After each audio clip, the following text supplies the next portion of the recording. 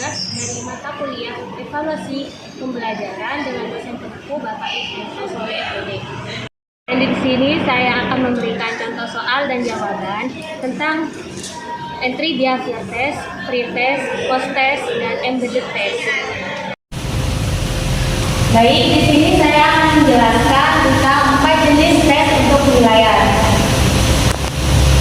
Kenapa sih harus ada tes dalam pembelajaran?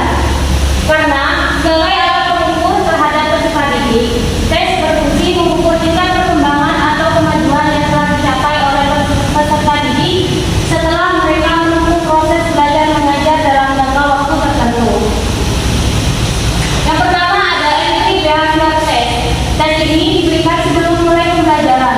Tujuannya adalah untuk mengetahui apakah pembelajar telah menguasai keterampilannya yang menjadi syarat bagi pembelajaran.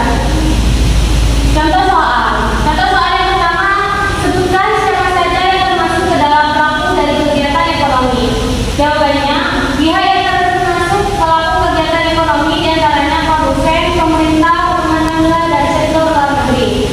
Contoh yang kedua, sebutkan apa saja faktor yang memiliki pengaruh terhadap besar kecilnya jumlah pengeluaran yang dimiliki oleh keluarga.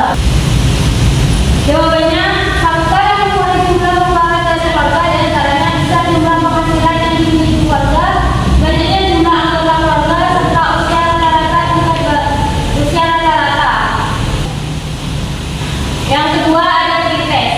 Tes ini diberikan sebelum pembelajaran dimulai dengan tujuan untuk mengetahui penguasaan peserta didik terhadap bahan pelajaran yang akan diberikan. Contoh soal,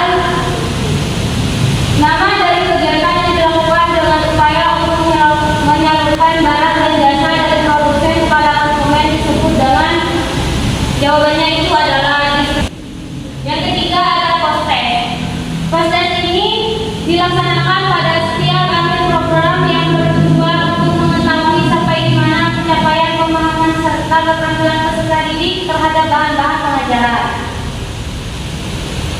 Contoh soalnya, apakah kegunaan pajak bagi negara? Jawabannya sebagai anggaran. Pajak adalah sumber pemasukan negara yang digunakan untuk pengelolaan negara. Terakhir ada embedded test. Tes ini dilaksanakan di sela-sela berlangsungnya proses pembelajaran. Fungsinya sebagai masukan data yang dapat digunakan dalam evaluasi formatif bagi proses pembelajaran tersebut. Contoh soal, di bawah ini yang termasuk jenis badan usaha menurut logikanya adalah, jawabannya adalah E, badan usaha milik negara. Sekian dari saya.